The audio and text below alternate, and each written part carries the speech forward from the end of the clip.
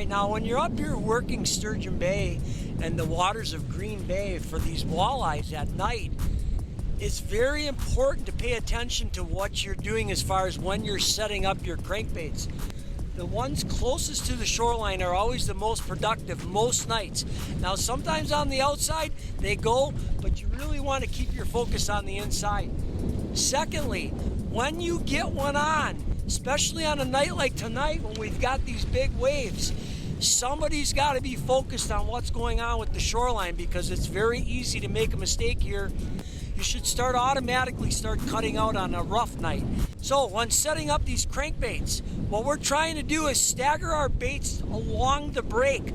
So really what we're doing is our outside board closest to the bank is our shortest line.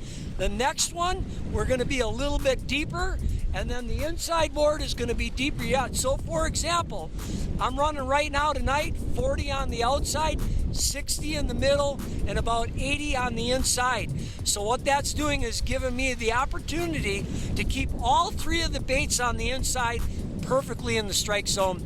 So what we get is what we call the next bite.